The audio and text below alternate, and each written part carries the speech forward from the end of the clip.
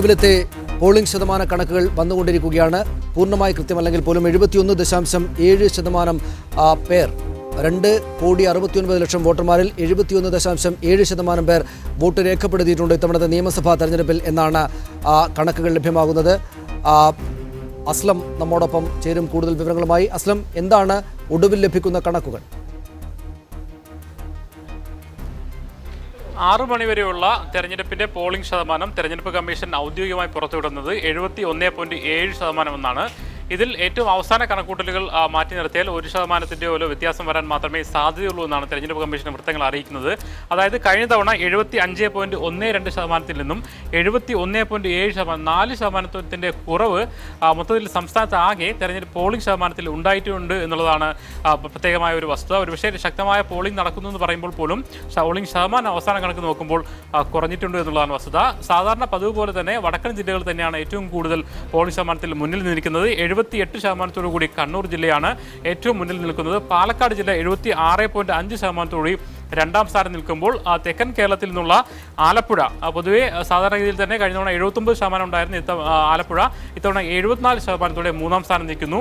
കഴിഞ്ഞ തവണ ഏറ്റവും കുറവ് പോളിംഗ് രേഖപ്പെടുത്തിയ പത്തനംതിട്ട ജില്ല തന്നെയാണ് ഇത്തവണയും ഏറ്റവും കുറവ് രേഖപ്പെടുത്തിയിരിക്കുന്നത്. 61.94 അവരുടെ ശതമാനം. രണ്ടാം സ്ഥാനത്ത് പതിവ് പോലെ തന്നെ തിരുവനന്തപുരം ജില്ല വന്നിട്ടുണ്ട്, 67.82. ഇതാണ് പൊതുവായ സ്റ്റാറ്റിക്സ്. കടുത്ത മത്സരം നടന്ന മണ്ഡലങ്ങളുടെ ശതമാനമാണ് വർദ്ധിച്ചത്. മറ്റ് സ്ഥലങ്ങളുടെ ശതമാനം പൊതുവെ കുറവായിരുന്നു എന്ന് തന്നെ നമുക്ക് മനസ്സിലാക്കാൻ കഴിയും. ഓരോ ജില്ലകളെടുത്ത് അങ്ങനെ തന്നെയാണ്. തിരുവനന്തപുരത്ത് നേമം, വട്ടിയൂർക്കാവ്, അതോടൊപ്പം തന്നെ കഴക്കൂട്ടം തുടങ്ങിയ മണ്ഡലങ്ങളിലാണ് ഏറ്റവും കൂടുതൽ പോളിംഗ് രേഖപ്പെടുത്തിയത്. അത്തരത്തിൽ ആലപ്പുഴയിൽ നോക്കുമ്പോൾ ചെങ്ങന്നൂർ, കുട്ടനാട് തുടങ്ങിയ സ്ഥലങ്ങളിൽ ഏറ്റവും കൂടുതൽ രേഖപ്പെടുത്തിയിട്ടുണ്ട്. അത്തരത്തിൽ ഓരോ സ്ഥലങ്ങളിലും ശക്തമായ മത്സരം നടന്ന മണ്ഡലങ്ങൾ തന്നെയാണ് കൂടുതൽ പോളിംഗ് ശതമാനം രേഖപ്പെടുത്തിയിരിക്കുന്നത്. അതേസമയം ഒരുപക്ഷെ നേരത്തെ തന്നെ വിജയം ഏറെക്കുറെ ഉറപ്പായ മണ്ഡലങ്ങളിൽ പോളിംഗ് ശതമാനം കുറഞ്ഞതായിട്ടും കണക്കുകൾ കാണിക്കുന്നു. ഈ കണക്കുകൾ നൽകുകയായിരുന്നു. ഏറ്റവും കുറഞ്ഞ പോളിംഗ് ഇത്തവണ രേഖപ്പെടുത്തിയിരിക്കുന്നു എന്നതാണ് അസ്ലമിന്റെ വിവരത്തിൽ ഉള്ള പ്രധാനപ്പെട്ട കാര്യം. അഡ്വക്കേറ്റ് ജയശങ്കർ, പോളിംഗ് ശതമാനം കഴിഞ്ഞ തവണത്തേത് വെച്ച് നോക്കുമ്പോൾ കുറവാണ്. ഇതെന്തിന്റെ സൂചനയാണ്? ഇതെങ്ങനെ മനസ്സിലാക്കണം? ഒന്നാമത് പ്രതികൂല കാലാവസ്ഥയായിരുന്നു. പിന്നെ ജനങ്ങൾക്ക് സ്വാഭാവികമായിട്ടും ഈ തെരഞ്ഞെടുപ്പ് പ്രചരണം 2 മാസം നീണ്ടുനിന്ന തെരഞ്ഞെടുപ്പ് പ്രചരണത്തിൽ സ്വാഭാവികമായിട്ടും ജനങ്ങൾക്കുണ്ടായ മടുപ്പ്, ചെടിപ്പ്, ഇതൊക്കെ ഒരു പക്ഷേ ഒരു വലിയ പരിധി വരെ തെരഞ്ഞെടുപ്പ് പോളിംഗ് ശതമാനം കുറഞ്ഞതിൽ പ്രതിഫലിച്ചിരിക്കാം. പത്തനംതിട്ട ജില്ലയിലെ പോളിംഗ് ശതമാനം കുറഞ്ഞതിൽ അത്ര അത്ഭുതത്തിന് അവകാശമില്ല. പത്തനംതിട്ട ജില്ല പൊതുവെ കുറഞ്ഞ പോളിംഗ് ഉള്ളതാണ്. പത്തനംതിട്ട ജില്ലയിൽ വോട്ട് ചെയ്യാത്ത ആളുകൾ അധികം പേര് ഗൾഫിലായിരിക്കും, അല്ലെങ്കിൽ കുവൈറ്റിലോ അല്ലെങ്കിൽ അമേരിക്കയിലുള്ള ആളുകളാണ് വോട്ട് ചെയ്യാത്തത്. അവർ തെരഞ്ഞെടുപ്പിൽ വോട്ട് ചെയ്യാൻ വേണ്ടി വരിക എന്നുള്ള അസാധ്യമായിട്ടുള്ള കാര്യമാണ്. പത്തനംതിട്ട ജില്ലയിൽ ജനസംഖ്യ തന്നെ കുറഞ്ഞുകൊണ്ടിരിക്കുകയാണ്. അപ്പോൾ പിന്നെ പോളിംഗ് ശതമാനത്തിൻ്റെ കാര്യം പ്രത്യേകം പറയേണ്ടില്ല. തിരുവല്ല പോലെയുള്ള മണ്ഡലങ്ങളിൽ സ്വാഭാവികമായിട്ടും കുറയും. പിന്നെ തിരുവിതാംകൂർ ഭാഗത്ത് ജനങ്ങൾ പൊതുവെ വോട്ട് സ്ഥാനാർത്ഥി വിജയം ഉറപ്പാണെങ്കിൽ, ഇപ്പോൾ ആലപ്പുഴ മണ്ഡലത്തിൽ ഡോക്ടർ തോമസ് ഐസക്ക് ജയിക്കും എന്നുള്ളതിന് പ്രത്യേകിച്ച് പ്രവചനത്തിൻ്റെ ആവശ്യമില്ല. അപ്പോൾ സ്വാഭാവികമായിട്ടും ആളുകൾക്ക് വോട്ട് ചെയ്യാനുള്ള ഒരു താല്പര്യം കുറയും. ഐസക്ക് ഏതായാലും ജയിച്ചിരിക്കുകയാണല്ലോ, ഇനിയിപ്പോൾ നമ്മൾ വോട്ട് ചെയ്തില്ലെങ്കിലും കുഴപ്പമില്ല എന്ന രീതിയിൽ ചിന്തിക്കും. നേരെ മറിച്ച് മലബാറിൽ അങ്ങനെയല്ല. മരിച്ചുപോയ ആളുകൾ പോലും വോട്ട് ചെയ്യുന്ന പല മണ്ഡലങ്ങളുമുണ്ട്. 99% പോൾ ചെയ്തതിൻ്റെ ഒരു പാർട്ടിക്ക് കിട്ടുന്ന സ്ഥലങ്ങളുണ്ട്. അപ്പോൾ സ്വാഭാവികമായിട്ട് അങ്ങനെ സംഭവിക്കും. ഇതൊക്കെ അത്ര വലിയൊരു കുറവെന്ന് പറയാനില്ല. ഈ തെരഞ്ഞെടുപ്പ് തീർച്ചയായിട്ടും വലിയ വാശിയോടി നടന്ന ഒന്ന് തന്നെയാണ്. തെരഞ്ഞെടുപ്പിലെ പോളിംഗ് ശതമാനത്തിൻ്റെ കൂടുതൽ കുറവ് സ്വാഭാവികമായിട്ടും തെരഞ്ഞെടുപ്പിൽ ബാധിക്കില്ല. പക്ഷേ ഒരു കാര്യം ഞാൻ പറയാം, ഇപ്പോൾ ചെങ്ങന്നൂർ പോലെ അല്ലെങ്കിൽ കുട്ടനാട് പോലെയുള്ള മണ്ഡലങ്ങളിൽ പോളിംഗ് ശതമാനം കൂടി എന്ന് പറയുമ്പോൾ അതിൻ്റെ അർത്ഥം ആ മണ്ഡലങ്ങൾ വളരെ വളരെ ശക്തമായ രീതിയിലുള്ള മത്സരം നടക്കുന്നു. ത്രികോണ മത്സരം അല്ലെങ്കിൽ ചതുഷ്കോണ മത്സരം നടക്കുന്ന മണ്ഡലങ്ങളിലാണ് പോളിംഗ് ശതമാനം വർദ്ധിച്ചിട്ടുള്ളത്. തിരുവനന്തപുരം നഗരത്തിൽ പൊതുവേ വോട്ടിംഗ് ശതമാനം കുറയുകയാണ് പതിവ്. അവിടെ കൂടിയതിൻ്റെ കാരണം ഈ BJP ശക്തമായി മത്സരിക്കുന്നു എന്നുള്ളതാണ്. വട്ടിയൂർക്കാവ്, നേമം, അതുപോലെ കഴക്കൂട്ടം മുതലായ മണ്ഡലങ്ങളിൽ, അതുപോലെ ചെങ്ങന്നൂർ, കുട്ടനാട് പോലുള്ള മണ്ഡലങ്ങളിൽ അതാണ് നമ്മൾ ശ്രദ്ധിക്കേണ്ടത്. അവിടെ വളരെ വളരെ ശക്തമായ മത്സരം നടന്നിരിക്കുന്നു. അവിടെ തികച്ചും പ്രവചനാതീതമായ മത്സരം നടന്നിരിക്കുന്നു എന്നാണ് ഇതിൻ്റെ സൂചന. അഡ്വക്കേറ്റ് ജയശങ്കർ, എനിക്ക് 1-2 മണ്ഡലങ്ങളിലെ കാര്യങ്ങൾ, അതായത് KM മാണിയുടെ മത്സരം വലിയ വീറും വാശിയും പിടിച്ചതാണ്, എന്തെങ്കിലുമൊക്കെ സംഭവിച്ചേക്കാം എന്ന് പറയുന്ന ഇടതുപക്ഷാനുഭാവികളായ ആളുകളുണ്ട്. ഒപ്പം PC ജോർജ് ജയിച്ചേക്കാം, ഒരു മുന്നണിക്കും പുറത്തു നിന്നല്ലാതെ ജയിക്കുന്ന ഒരു അത്ഭുത സ്ഥാനാർത്ഥിയായേക്കാം എന്നൊക്കെ ഉള്ള സംഭാഷണങ്ങളുമുണ്ട്. ഇത്തരം കാര്യങ്ങളിലേക്കൊക്കെ ഏതെങ്കിലും തരത്തിലുള്ള അഭിപ്രായ പ്രകടനങ്ങൾ നടത്താൻ കഴിയുമോ? അങ്ങനെയൊക്കെ KM മാണി തോൽക്കുക എന്നതൊക്കെ ഉണ്ടാകുമോ? ഈ പറയുന്ന അഴിമതികളുടെയൊക്കെ ആരോപണങ്ങളുടെയൊക്കെ കേന്ദ്രം ആയിട്ടുള്ള പല മന്ത്രിമാരുമുണ്ട്. അവർക്കൊക്കെ ഏതെങ്കിലും തരത്തിൽ ക്ഷീണമുണ്ടാകുമെന്നൊക്കെ പറയുന്നത് വളരെ കടന്നുള്ള അഭിപ്രായ പ്രകടനമായി പോവുകയില്ലേ? അല്ല, കെ എം മാണിയെ സംബന്ധിച്ചുള്ള അദ്ദേഹം പാലായുടെ പര്യായപദമായിട്ടുള്ള ഒരു വ്യക്തിയാണ്. നമുക്കറിയാം 1965 മുതൽക്ക് എല്ലാ തെരഞ്ഞെടുപ്പിലും മത്സരിച്ചപ്പോഴൊക്കെ ജയിച്ചിട്ടുള്ള, ഓരോ തവണയും ഭൂരിപക്ഷം വർദ്ധിച്ചുകൊണ്ടിരിക്കുന്ന ഒരാളാണ്. പക്ഷേ ഇപ്പോഴുണ്ടായിട്ടുള്ള ഒരു സംഭവ വികാസം എന്താ വെച്ചാൽ, ശ്രീ കെ എം മാണി അല്ലെങ്കിൽ കുന്നാണെങ്കിലും കുഴിച്ചാൽ കുഴിയും എന്ന് പറഞ്ഞ പോലെ കെ എം മാണി കഴിഞ്ഞ തവണ തന്നെ കുറച്ച് ബുദ്ധിമുട്ടിയാണ് ജയിച്ചത്, നമുക്കറിയാം. കാരണം മുമ്പ് പൂഞ്ഞാറിൻ്റെ ഭാഗമായിരുന്ന ഒരു പ്രദേശം കൂടി ഇപ്പോൾ പാലയിലേക്ക് വന്നിട്ടുണ്ട്. ഇത്തവണ ആ പ്രദേശത്ത് ശ്രീ പി സി ജോർജ് വളരെ ശക്തമായ രീതിയിൽ കെ എം മാണിക്കെതിരെ പ്രചരണം നടത്തി. പി സി ജോർജിനെ ഇടതുപക്ഷക്കാരെ സ്റ്റേജിൽ കയറ്റാൻ സംഭവിച്ചില്ലെങ്കിലും അദ്ദേഹം സ്വന്തമായിട്ട് സ്റ്റേജ് കെട്ടി പാലായിൽ വന്ന് പ്രസംഗിച്ചു. എൻ്റെ പാർട്ടിയുടെ എതിർപ്പ് മാണിക്കെതിരാണ്, ഞങ്ങൾ LDFന് അനുകൂലമാണ് എന്ന് അദ്ദേഹം പ്രഖ്യാപിച്ചു. മാത്രവുമല്ല, കെ എം മാണിയെ സംബന്ധിച്ചിടത്തോളം അദ്ദേഹത്തെ സ്നേഹിക്കുന്നവരാണ് പാലക്കാരെന്ന് പറയുമ്പോഴും അദ്ദേഹത്തിൻ്റെ പ്രായാധിക്യവും അനാരോഗ്യവും ഒക്കെ അവർ കാണുന്നുണ്ടല്ലോ. ഇനി മാണി സാറിന് പഴയ പോലെ പാലായെ ഫലപ്രദമായി പ്രതികരിക്കാൻ കഴിയുമോ എന്ന സംശയം തോന്നിയാൽ, പാലായിലെ വോട്ടർമാരങ്ങനെ അന്ധമായിട്ട് മാണിയെ അനുകൂലിക്കുന്നവരല്ല. മാണിയെ കൊണ്ട് ഉപകാരം ഉണ്ടായിരുന്ന കാലത്ത് അദ്ദേഹത്തെ പിന്തുണച്ചു. ഇനി മാണി സാർ വിശ്രമിക്കട്ടെ എന്നവർ വിചാരിച്ചാൽ, പാലായിലെ ആളുകൾ ബുദ്ധിയും വിവേകമുള്ളവരാണ്, അങ്ങനെ ചിന്തിക്കാനുള്ള ഒരവസരം അവർക്ക് നമുക്ക് കൊടുക്കാം. ഞാൻ എൻ്റെ ഓർമ്മയിൽ നിന്നൊരു സംഭവം പറയാം. ഇവിടെ എറണാകുളത്ത് സ്ഥിരമായി ജയിച്ചുകൊണ്ടിരുന്ന ഒരാളുടെ AL ജേക്കബ്, അദ്ദേഹം മന്ത്രിയൊക്കെ ആയിരുന്നു, KPCC പ്രസിഡൻ്റായിരുന്നുള്ള ആൾ. അദ്ദേഹത്തിൻ്റെ ഏറ്റവും അവസാനത്തെ തെരഞ്ഞെടുപ്പ് എനിക്ക് ഓർമ്മയുണ്ട് 1987 ഞാൻ എറണാകുളം ലോ കോളേജിൽ പഠിക്കുകയാണ്. അദ്ദേഹത്തിൻ്റെ എതിർ സ്ഥാനാർത്ഥി ശക്തനായിരുന്നു നമ്മുടെ സാഹിത്യ നിരൂപകനായ പ്രൊഫസർ MK സാനുമാഷ്. ഒരു ഫ്രഷ് ആയിട്ടുള്ള സ്ഥാനാർത്ഥിയാണ്. അദ്ദേഹത്തിന് വേണ്ടി ശിഷ്യന്മാരായ ഞങ്ങളൊക്കെ വോട്ട് പിടിക്കാൻ ഇറങ്ങുകയും ചെയ്തു. പക്ഷേ ഞങ്ങൾ വോട്ട് പിടിച്ചുകൊണ്ടല്ല അദ്ദേഹം ജയിച്ചത്. AL ജേക്കബിനോട് എറണാകുളത്തുകാർക്ക് ഒരു ചെടിപ്പ് തോന്നി. ജേക്കബ് ചേട്ടൻ ഇത്ര പ്രായമായില്ല, അദ്ദേഹത്തിന് വയ്യ, നടക്കാനും വയ്യ, ഇരിക്കാനും വയ്യ, ഗവർണറായി പോകാനുള്ള പ്രായമായി, ഇനി ജേക്കബ് ചേട്ടൻ വിശ്രമിക്കട്ടെ എന്ന് നല്ലവരായ എറണാകുളത്തുകാർ വിചാരിച്ചു. അങ്ങനെ ജേക്കബ് ചേട്ടൻ തോറ്റു, അഥവാ സാനുമാഷി ജയിച്ചു. അങ്ങനെ ജയിക്കാം, അങ്ങനെയൊക്കെ സംഭവിക്കും. ഒരു സ്റ്റേജ് കഴിഞ്ഞാൽ ആളുകൾക്ക് മടുക്കും. ഇപ്പോൾ മാണി സാറിനാണെങ്കിലും സ്വരം നന്നായിരിക്കുമ്പോൾ പാട്ട് നിർത്താമായിരുന്നു. ഇങ്ങനെ ഒരു അപവാദത്തോടെ അദ്ദേഹത്തിന്റെ രാഷ്ട്രീയ ജീവിതം അവസാനിച്ചു. അദ്ദേഹത്തിന് മകനെ മാണി സാർ വീട്ടിലിരിക്കട്ടെ വീണ്ടും മത്സരിക്കാം. മാണി സാർ വീട്ടിലിരിക്കട്ടെ എന്ന് അഡ്വക്കേറ്റ് ജയശങ്കർ പ്രവചിക്കുന്നതായി കണക്കിലെടുക്കേണ്ടതുണ്ടോ? തമാശ ചോദ്യമാണ്. എന്നാണ് ഞാൻ പറയുന്നത്. അദ്ദേഹത്തെ പോലെ ഇത്രയും പരിണതപ്രജ്ഞനായ, ഇത്രയും രാഷ്ട്രീയ അനുഭവ പരിചയമുള്ള, ഇത്ര അധികം കാലം MLA ആയിരുന്ന, ഇത്രയും അധികം കാലം മന്ത്രിയായിരുന്ന ഒരാൾ വിശ്രമിക്കട്ടെ. അദ്ദേഹത്തിന് വിശ്രമം ആവശ്യമില്ലേ? ശ്രീ രാധാകൃഷ്ണ മേനോൻ, നേരത്തെ ഒരു നിരീക്ഷണം ഇവിടെ ഉണ്ടായത് BDJS ചില ഇടങ്ങളിൽ, പ്രത്യേകിച്ച് കുട്ടനാട് പോലെയുള്ള സ്ഥലങ്ങളിൽ BJPയേക്കാൾ നല്ല തെരഞ്ഞെടുപ്പ് പ്രവർത്തനം നടത്തുന്നു എന്ന്. ഈ തെരഞ്ഞെടുപ്പിൽ വോട്ട് രേഖപ്പെടുത്തിയ ശേഷം വെള്ളാപ്പള്ളി നടേശൻ പറഞ്ഞത് BDJS ഈ നിയമസഭാ തെരഞ്ഞെടുപ്പിൽ ശക്തമായ ഒരു പാർട്ടിയായി മാറിക്കഴിഞ്ഞിരിക്കുന്നു എന്നാണ്. ഇതേ വെള്ളാപ്പള്ളിയുടെ NDAയിലേക്ക് എത്തുന്നതിന് മുൻപുള്ള നിലപാട് നമുക്കറിയാം. അദ്ദേഹം പറഞ്ഞത് ഏത് മുന്നണിയിലേക്കും വരാൻ ഞങ്ങൾ തയ്യാറാണ് എന്ന് പറയുകയും ഇരു മുന്നണികളും അകലം പാലിക്കുകയും ചെയ്ത സാഹചര്യത്തിലാണല്ലോ അദ്ദേഹം NDAയുടെ ഭാഗമായത്. BDJSന് ഒരു സീറ്റ് കിട്ടുകയും NDAയിൽ BJPക്ക് സീറ്റ് കിട്ടാതിരിക്കുകയും ചെയ്യുന്ന ഒരു സാഹചര്യം കേരളത്തിലുണ്ടാകുമോ?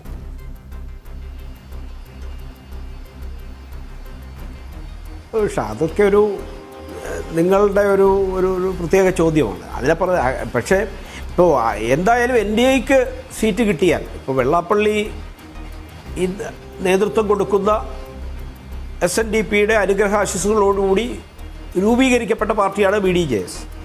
ആ BDJS ഇന്ന് NDAയുടെ പ്രധാനപ്പെട്ട ഘടകകക്ഷിയാണ്. BDJS മാത്രമല്ല, ശ്രീമതി CK ജാനു അടക്കമുള്ള ആളുകൾ ഇന്ന് NDAയുടെ നേതൃത്വത്തിലാണ്. അപ്പോൾ ഈ തെരഞ്ഞെടുപ്പിൻ്റെ ഏറ്റവും വലിയ പ്രസക്തി എന്ന് പറയുന്നത്, കഴിഞ്ഞ പ്രാവശ്യം ലഭിച്ചതിൽ നിന്ന് UDFനോ LDFനോ ഒരുപാട് മുന്നോട്ട് പോകാനുള്ള സാഹചര്യം ഉണ്ടായിട്ടില്ല എന്നുള്ള യാഥാർത്ഥ്യം നമ്മുടെ മുന്നിലുണ്ട്. അപ്പോൾ അവരുടെ സീറ്റിൻ്റെ എണ്ണത്തിൽ അങ്ങോട്ടും ഇങ്ങോട്ടും വ്യത്യാസം വരാം. പക്ഷേ ഈ തെരഞ്ഞെടുപ്പിൽ ഇപ്പോൾ കഴിഞ്ഞ പ്രാവശ്യം ലഭിച്ച 6% അല്ലെ 6% വോട്ടാണ് നിയമസഭയിലെ ഞങ്ങളുടെ ബേസ് വോട്ട് എന്ന് പറയുന്നത്. അപ്പോൾ ആ ബേസ് വോട്ടിൽ നിന്ന് ഒരു വലിയ മുന്നേറ്റം തീർച്ചയായിട്ടും ഞങ്ങൾ പ്രതീക്ഷിക്കുന്നു. അപ്പോൾ അത് സീറ്റായി പല ഭാഗത്തും മാറും എന്നും പ്രതീക്ഷിക്കുന്നു. അപ്പോൾ ഏതായാലും ഈ തെരഞ്ഞെടുപ്പിൻ്റെ പ്രത്യേകത എന്ന് പറയുന്നത്, ഈ ഇരു മുന്നണിക്കും മുമ്പ് നേരത്തെ ഇവിടെ ചർച്ചയിൽ തന്നെ സൂചിപ്പിച്ചല്ലോ, പിണറായിയുടെ ഈ UDFൻ്റെ പതനമാണ് എന്ന് പറഞ്ഞത്. അപ്പോൾ സ്വാഭാവികമായും LDFും UDFും ചേർന്നിട്ടുള്ള, അല്ലെങ്കിൽ അതിൻ്റെ ഒരു പുനർക്രമീകരണം, അല്ലെങ്കിൽ ഒരു പുതിയ ധ്രുവീകരണം ഈ തെരഞ്ഞെടുപ്പിന് ശേഷം കേരളത്തിൽ ഉണ്ടാവാൻ പോവുകയാണ്. അത് ഏതൊക്കെ തരത്തിൽ എങ്ങനെ വരും? കാരണം സ്വാഭാവികമായിട്ടും ഇപ്പോൾ ബംഗാളിൽ ഇവരെ രണ്ടാളും ഒരുമിച്ച് ചേർന്ന് മത്സരിച്ചിട്ടും അവിടെ ഇപ്പോൾ കിട്ടുന്ന റിപ്പോർട്ടനുസരിച്ച് മമതാ ബാനർജി വരാൻ പോകുന്നു എന്ന് പറയുന്നു. അപ്പോൾ ഏതായാലും ഇവരൊരുമിച്ച് ഉള്ള ഒരു രാഷ്ട്രീയം, അതല്ലെങ്കിൽ ഇവരോടൊപ്പം ഇന്ന് UDFിൽ നിൽക്കുന്ന ചില ആളുകൾ കൂടി LDFിൻ്റെ ഭാഗമാകുന്ന അല്ലെങ്കിൽ കേരളത്തിൻ്റെ മുന്നണി ബന്ധങ്ങളിലെ ഒരു പുതിയ ധ്രുവീകരണത്തിൻ്റെ രാഷ്ട്രീയമാണ് ഈ തെരഞ്ഞെടുപ്പിന് ശേഷം വരാൻ പോകുന്നത്. അതുകൊണ്ട് തന്നെ അങ്ങനെ ഉണ്ടാകുന്ന ഒരു രാഷ്ട്രീയത്തിൽ തീർച്ചയായിട്ടും ഈ VDJSനും BJPക്കും ഒപ്പം വന്ന CK ജാനുവിനും ഇനിയും വരാൻ പോകുന്ന അനേകം ഘടകകക്ഷികൾക്കും അല്ലെങ്കിൽ അനേകം പ്രസ്ഥാനങ്ങൾക്കുമുള്ള ഒരു അനന്തമായ സാധ്യതയാണ് വരാൻ പോകുന്ന കേരള രാഷ്ട്രീയം. കാരണം ഇത് നിയമസഭാ കാത്തിരുന്ന് കാണാം. രാധാകൃഷ്ണൻ മേനോൻ വളരെ പെട്ടെന്ന് ഒരു ഇടവേള എടുക്കുകയാണ്. Doctor TM Thomas Isaac, doctor advocate PM Suresh Babu, advocate Jaishankar, Radhakrishnan Menon എന്നിവർ ഈ ചർച്ചയിൽ തുടർന്നുമുണ്ടാകും. വളരെ ചെറിയൊരു ഇടവേളയ്ക്ക് ശേഷം മടങ്ങിയെത്താം. അതോടൊപ്പം തന്നെ എക്സിറ്റ് പോൾ ഫലങ്ങൾ, കേരളത്തിന്റെ ഫലം വിധി പ്രവചിക്കുന്നു എന്നത് അതിന്റെ കണക്കുകളിലേക്ക് കൂടി നമുക്ക് മടങ്ങി വരാം. ചെറിയ ഇടവേള. സ്പെഷ്യൽ എഡിഷൻ തുടരുന്നു. ഡോക്ടർ തോമസ് ഐസക്, നമുക്ക് മുന്നിൽ തെരഞ്ഞെടുപ്പ് കമ്മീഷന്റെ ഒടുവിലത്തെ കണക്കുകളുണ്ട്. ചെറിയ വ്യത്യാസം മാത്രമേ അതിൽ ഇനി അങ്ങോട്ട് വരൂ എന്ന് പറഞ്ഞ് പോളിംഗ് ശതമാനത്തിൻ്റെ കണക്കുകളുണ്ട്. 71.7% പേരാണ് ഇത്തവണ വോട്ട് രേഖപ്പെടുത്തിയത് എന്ന കണക്കാണ് ഒടുവിൽ 6 മണിവരെ വോട്ട് രേഖപ്പെടുത്തിയത് എന്ന കണക്കാണ് നമുക്ക് ലഭിക്കുന്നത്. ഈ പ്രചണ്ഡമായിട്ടുള്ള പ്രചരണം, ഈ സർക്കാരിനെതിരായിട്ടുള്ള ആരോപണങ്ങൾ, NDA എന്ന മൂന്നാം കക്ഷി സ്ഥാനമുറപ്പിക്കാൻ വേണ്ടി ശ്രമിക്കുന്നത്, ഇതൊക്കെ ചേർന്ന് നല്ല തോതിലുള്ള പ്രതികരണമാണ് വോട്ടർമാരുടെ ഭാഗത്തു നിന്നുണ്ടാവുക എന്ന തോന്നലുണ്ടായിരുന്നു. ഒരുപാട് കാലവും കിട്ടിയല്ലോ പ്രചാരണത്തിന്. എന്നാൽ കഴിഞ്ഞ തവണത്തെ 75-ന് അടുത്തെത്താത്ത പോളിംഗ് ശതമാനമാണ് കാണുന്നത്. അത് വെച്ച് എന്തെങ്കിലും രാഷ്ട്രീയമായ നിരീക്ഷണങ്ങൾ നടത്താൻ ഈ ഘട്ടത്തിൽ കഴിയുമോ? പോളിംഗ് ശതമാനം കൂടും. ഇപ്പോൾ ആലപ്പുഴ മണ്ഡലത്തിൽ 8:20-നാണ് ഒരു ബൂത്തിലെ പോളിംഗ് അവസാനിച്ചത്. ഇതുപോലെ പല ബൂത്തുകളും 6 മണി കഴിഞ്ഞിട്ട്, എനിക്കൊന്ന് ഒരു 2 ഡസൻ ബൂത്തുകളിലെങ്കിലും 6 മണി കഴിഞ്ഞിട്ടാണ് ആലപ്പുഴ മണ്ഡലത്തിൽ പോളിംഗ് തീർന്നിട്ടുണ്ട്. അപ്പോൾ അത് നമ്മൾ കുറച്ച് കാണണ്ട. 2, പണ്ടത്തെ ജില്ലാടിസ്ഥാനത്തിൽ തെക്ക് വടക്ക് നോട്ടം അതിനേക്കാൾ പ്രധാനം. ഓരോ മണ്ഡലം എടുത്ത് പരിശോധിക്കേണ്ടി വരും. എന്തുകൊണ്ടാണ് പോളിംഗ് കുറയുന്നത്? എൻ്റെ ഒരു തോന്നില്ല. ആലപ്പുഴ അനുഭവത്തിൽ നിന്ന് എനിക്ക് പറയാൻ പറ്റുന്നത്, തീഷ്ണമായിട്ടുള്ള ഒരു ഏറ്റുമുട്ടലില്ലെങ്കിൽ UDF വോട്ടർമാർ വരുന്നതിന് സ്വാഭാവികമായിട്ടുള്ള ഒരു പിൻവാങ്ങലുണ്ടാവും. കാരണം എന്ന് വെച്ച് കഴിഞ്ഞാൽ അവർക്കെതിരെ വന്നിരിക്കുന്ന രാഷ്ട്രീയമായ ആരോപണങ്ങളും മറ്റും പലതും മനം പിടിപ്പിക്കുന്നതാണ്. അപ്പോൾ ഒരു നല്ല ഒരു ഫൈറ്റിനുള്ള സാധ്യത ഒരു മണ്ഡലത്തിൽ കാണുന്നില്ലെങ്കിൽ വരാതിരിക്കാനുള്ള സാധ്യത വളരെയേറെയാണ്. ആലപ്പുഴ അനുഭവം വെച്ച് നോക്കിയിട്ടുണ്ടെങ്കിൽ UDF വോട്ടർമാരാണ് കൂടുതൽ വരാതിരിക്കുന്നത്. അതുകൊണ്ട് ഞാൻ പറയും, ഇവിടെ പോളിംഗ് ശതമാനം ഇനി പഴയ 80-ലേക്ക് എത്തിയില്ലെങ്കിലും ആലപ്പുഴ മണ്ഡലത്തെ സംബന്ധിച്ച് കുറഞ്ഞ UDFന് വിനയായിത്തീരുമെന്നുള്ളതാണ്. എന്നാൽ ഇതാവണമെന്നില്ല. മറ്റു സ്ഥലങ്ങളിൽ ത്രികോണ അല്ലെങ്കിൽ ചതുഷ്കോണ മത്സരം വന്നിടത്ത് പോളിംഗ് ശതമാനം കൂടിയിട്ടുണ്ട്. അതവിടുത്തെ തെരഞ്ഞെടുപ്പ് പ്രചരണത്തിൻ്റെ തീവ്രതയുടെ പ്രതിഫലനമാണ്. അതുകൊണ്ട് ഈ ശതമാന കണക്ക് വെച്ചിട്ട് നമുക്ക് മൊത്തത്തിൽ കേരളത്തെക്കുറിച്ച് പണ്ട് നമുക്ക് ചെയ്യുന്നത് പോലെ ഒരു നിഗമനത്തിൽ എത്താൻ പറ്റുമെന്ന് എനിക്ക് തോന്നുന്നില്ല. ശ്രീ PM സുരേഷ് ബാബു, വോട്ടിംഗ് ശതമാനത്തിൽ വന്നിട്ടുള്ള ഈ കുറവ് എന്തിൻ്റെ സൂചനയാണ്? ഡോക്ടർ TM തോമസ് ഐസക് ആലപ്പുഴ എന്ന ജില്ലയിലെ അദ്ദേഹത്തിൻ്റെ അനുഭവം വെച്ച് പറഞ്ഞു ഇത് UDFന് ദോഷം ചെയ്യാൻ പോകുന്നു, കേരളത്തിലെ മറ്റു ജില്ലകളുടെ സാഹചര്യം അറിയില്ല എന്ന് പറഞ്ഞു. താങ്കൾ എങ്ങനെ കാണും? ഞാൻ ഇതിനെക്കുറിച്ച് വളരെ ഒരു വ്യക്തമായൊരു കാഴ്ചപ്പാട് ഞാനൊന്ന് പറയാം. വോട്ടർ പട്ടികയുടെ റിവിഷൻ പ്രോസസ്സ് കഴിഞ്ഞൊരു വർഷമായി കണ്ടിന്യൂസ് ആയിട്ട് നടന്നുകൊണ്ട് വരികയാണ്. ഒരു പർട്ടിക്കുലർ പീരിയഡിൽ 20 ലക്ഷം പുതിയ വോട്ടർ അപേക്ഷകൾ വന്നു. 20 ലക്ഷം പുതുതായിട്ട്. ഞാൻ ആ ഡേറ്റ് ഇപ്പോൾ കൃത്യമായി ഓർക്കുന്നില്ല, അങ്ങനെ ഒരു ചർച്ച ഉണ്ടാകുമെന്ന് ഓർത്തില്ലായിരുന്നു. ഞങ്ങളത് പരിശോധിച്ചപ്പോൾ ഞങ്ങൾക്ക് അതിനകത്തൊരു കമ്പ്യൂട്ടർ സെല്ലും അതിനകത്തൊരു റിസർച്ച് വിങ്ങും KPCക്ക് ഉണ്ടായിരുന്നു. ഞങ്ങളത് പരിശോധിച്ചപ്പോൾ 2011 സെൻസസ് ആധാരപ്രകാരം, സെൻസസ് കണക്ക് പ്രകാരം ഈ 20 ലക്ഷം കൂടി വന്നാൽ 20 ലക്ഷമല്ല 8 ലക്ഷം കൂടി 8 ലക്ഷം അപേക്ഷകരാണ് പുതുതായി വന്നത്. അവർ കൂടി വന്നാൽ കേരളത്തിലെ ഇന്നത്തെ ജനസംഖ്യയേക്കാൾ 20 ലക്ഷം പേർ വോട്ടർ പട്ടികയിലുണ്ടാവും. അത് election commission, chief election commission Delhi, അദ്ദേഹം കേരളത്തിൽ വന്ന് രാഷ്ട്രീയ പാർട്ടികളുടെ യോഗം വിളിച്ചു. ആ യോഗത്തിൽ ഞങ്ങൾ സ്റ്റാറ്റിസ്റ്റിക്സ് വെച്ചു. അതായത് കള്ള വോട്ടർമാർ ഉണ്ടായിരുന്നു. അത് തന്നെയാണ് പ്രധാനം. എന്നിട്ട് അദ്ദേഹം തന്നെ പറഞ്ഞു, നിങ്ങൾക്ക് ഇതിനെക്കുറിച്ച് ഒബ്ജക്ഷൻ ഉണ്ടെങ്കിൽ എല്ലാ രാഷ്ട്രീയ പാർട്ടികൾക്കും തരാം. ഞങ്ങൾ ആസ് അവർ ഓൺ എന്നുള്ള നിലക്ക് ഞങ്ങളിത് പരിശോധിച്ച് തിരുത്തലുകൾ വേറെ വരുത്തും. അങ്ങനെ തിരുത്തലുകൾ അവർ വരുത്തിയിട്ട് 3.25 ലക്ഷം വോട്ടർമാരെ അതിനകത്ത് നിന്ന് കളഞ്ഞു. രാഷ്ട്രീയ പാർട്ടികൾ വേറെ കൊടുത്തു.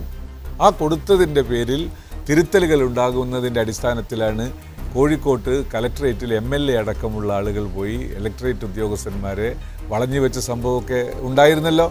ഇലക്ടറൽ റോളിൻ്റെ പരിശോധനയിലാണ്, അതിൻ്റെ ക്രമീകരണത്തിലാണ്, അതിൻ്റെ ശുദ്ധീകരണത്തിലാണ് ഈ ഒരു വോട്ടർ പട്ടികയിൽ വോട്ടിംഗ് ശതമാനം കുറഞ്ഞത്. കുറേ കൂടി ശുദ്ധമായ വോട്ടർ അതായത് ഈ പോളിംഗ് ശതമാനം കുറഞ്ഞതിനെ അത്ര വലിയ കാര്യമായി കണക്കാക്കുന്നില്ല. റൈറ്റ്, വളരെ ചെറിയൊരു ഇടവേള കൂടി നമുക്ക് എടുക്കാം. ഇടവേളയ്ക്ക് ശേഷം അതിഥികളിലേക്ക് തിരിച്ചു വരാം. അതോടൊപ്പം തന്നെ എക്സിറ്റ് പോൾ ഫലങ്ങൾ എന്താണ്, കേരളത്തിലെ ജനവിധിയെക്കുറിച്ച് നടത്തുന്ന പ്രവചനങ്ങൾ എന്ന് കൂടി നോക്കാം. ചെറിയ ഇടവേളയ്ക്ക് ശേഷം. കേരളത്തിലെ തെരഞ്ഞെടുപ്പ് സംബന്ധിച്ച് 4 എക്സിറ്റ് പോൾ സർവേ ഫലങ്ങൾ പുറത്തു വന്നിട്ടുണ്ട്. India TV, India today axis, C voter, ഈ 4 സർവേ ഫലങ്ങൾ പുറത്തു വന്നിരിക്കുന്നു. കേരളത്തിന് ഇടത് മുന്നേറ്റം പ്രവചിക്കുന്നതാണ് ഈ സർവേ ഫലങ്ങൾ. നമുക്ക് നോക്കാം. ആദ്യം ഇന്ത്യ TVയുടെ സർവേ ഫലം പറയുന്നത് കേരളത്തിൽ ഇടതുപക്ഷത്തിന് LDFന് 78 സീറ്റാണ് പ്രവചിക്കുന്നത്. UDFന് 58, BJP ഉൾപ്പെടുന്ന NDA സഖ്യത്തിന് 2, മറ്റുള്ളവർക്ക് 2. ഇതാണ് ഇന്ത്യ TVയുടെ സർവേ പറയുന്നത്. ഇന്ത്യ ടുഡേ സർവേ ഫലം പറയുന്നത് ഇടത് മുന്നണിക്ക് 94 സീറ്റ് പ്രവചിക്കുന്നു. UDFന് 43, NDAക്ക് 1, മറ്റുള്ളവർക്ക് 2. സി വോട്ടർ സർവേ പറയുന്നത് LDFന് 74 മുതൽ 82 സീറ്റ് വരെ, UDFന് 54 മുതൽ 62 വരെ, BJPക്ക് 0 മുതൽ 4, മറ്റുള്ളവർക്ക് ഒന്നുമില്ല. ഇന്ത്യ ടുഡേ ആക്സിസ് സർവേ പറയുന്നത് കൂടി നമുക്ക് നോക്കാം. UDFന് 38 മുതൽ 48 എന്നാണ് ഇന്ത്യ ടുഡേ ആക്സിസ് സർവേ പറയുന്നത്. LDFന് 88 മുതൽ 101 വരെ, BJPക്ക് 0 മുതൽ 3 വരെ, മറ്റുള്ളവർക്ക് 1നും 4നും ഇടയ്ക്ക്. ഇതാണ് സർവേ ഫലങ്ങൾ.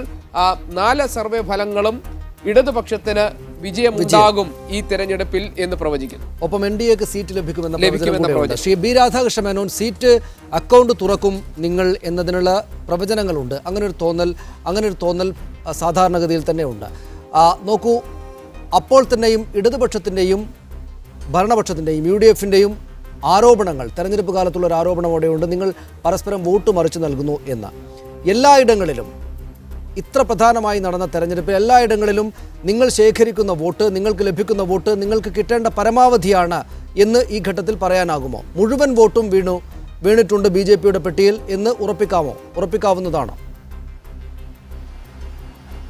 തീർച്ചയായിട്ടും ഈ തെരഞ്ഞെടുപ്പിൽ ഞങ്ങളെ സംബന്ധിച്ച് ഞങ്ങൾ ഇവരാരോപിക്കുന്നത് പോലെയുള്ള ഒരു തരത്തിലുള്ള വോട്ട് മറിക്കലോ ഇടപാടുകളോ യഥാർത്ഥത്തിൽ ഒരു പ്രദേശത്തും ഉണ്ടായിട്ടില്ല എന്ന് മാത്രമല്ല, ഞങ്ങളുടെ സംഘടനാ സംവിധാനം എണ്ണയിട്ട യന്ത്രം പോലെ വളരെ കൃത്യമായി പ്രവർത്തിച്ചിട്ടുമുണ്ട്.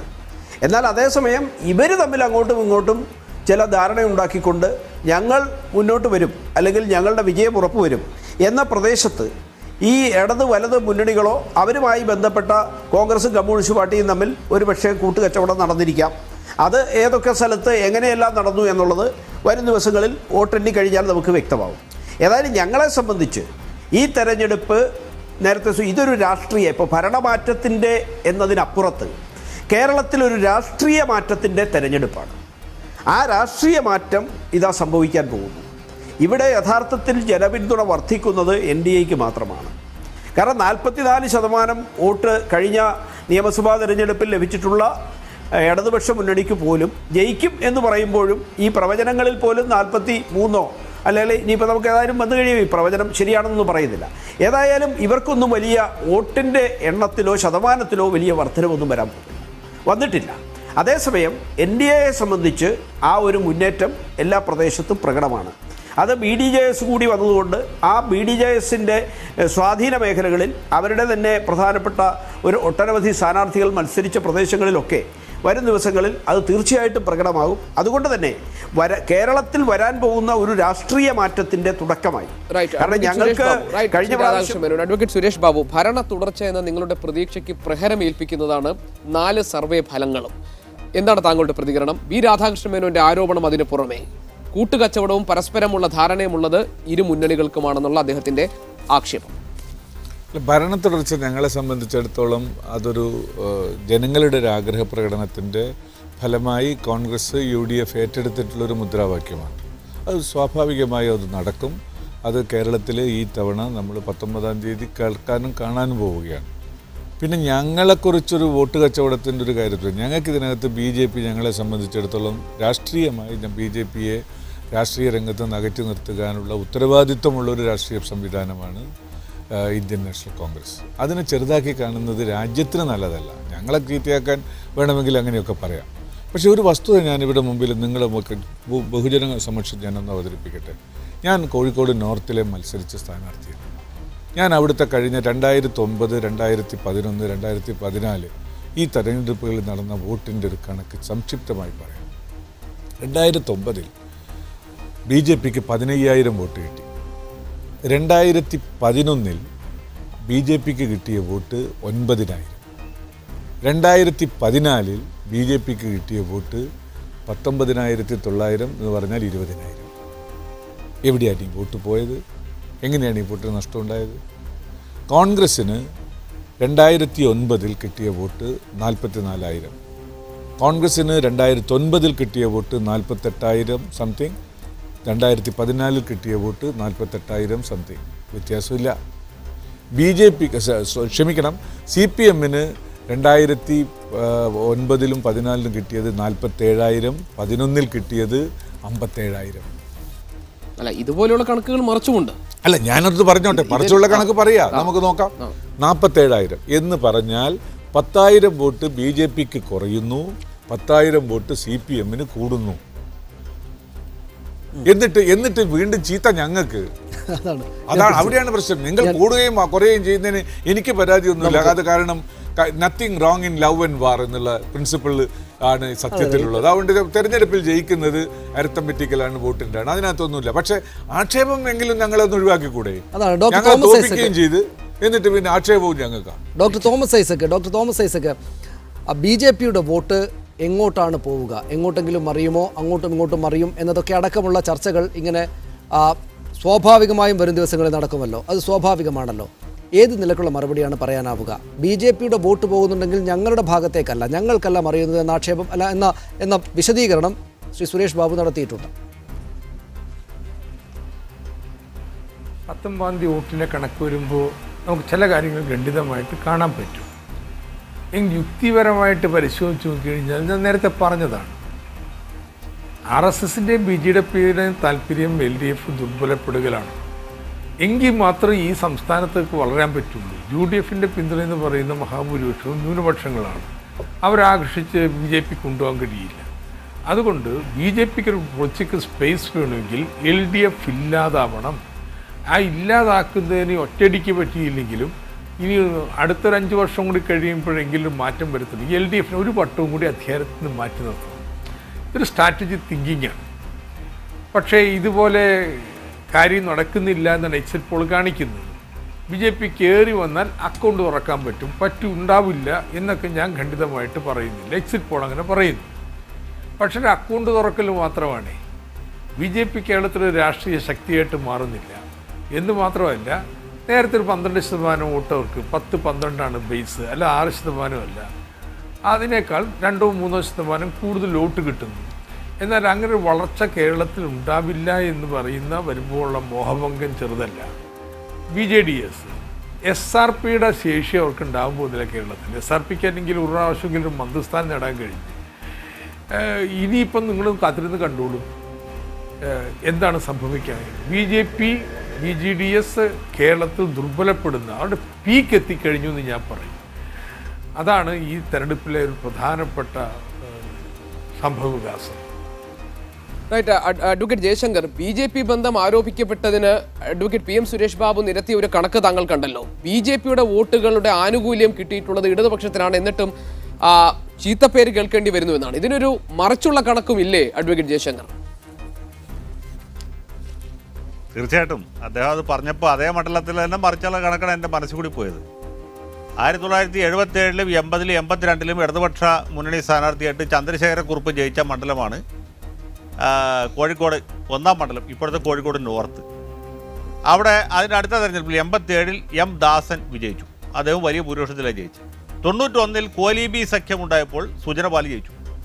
സുജനപാലിയും അതുപോലെ ഡോക്ടർ എം കെ മുനീറും നിയമസഭയിലെത്തിയത് തീർച്ചയായിട്ടും RSSകാരുടെ വോട്ടിൻ്റെ ശക്തി കൊണ്ട് മാത്രമാണ്.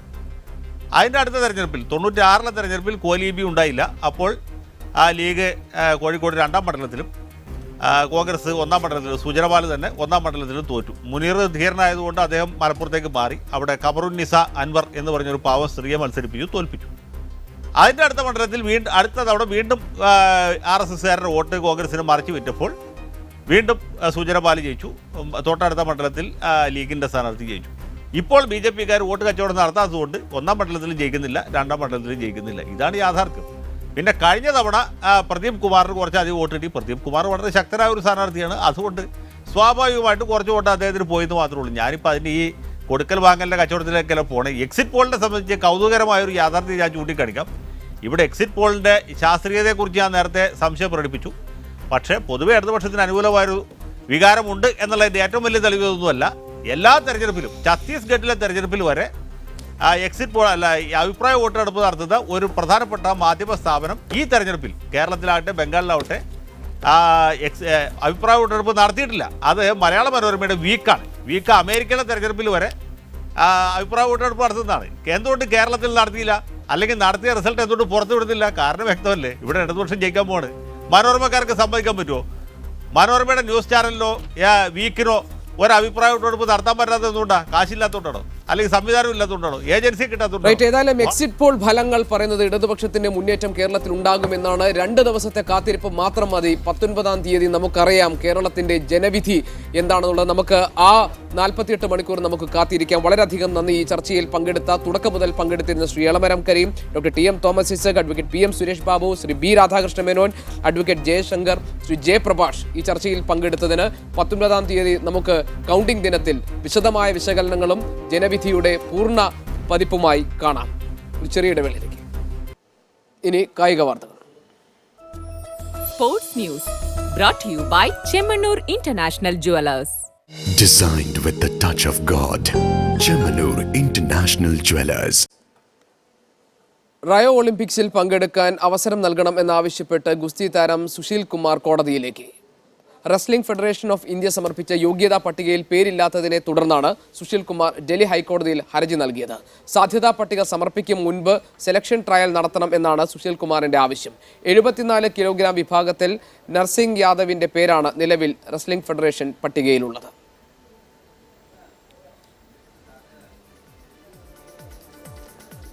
പ്രധാന വാർത്തയിലേക്ക് വീണ്ടും.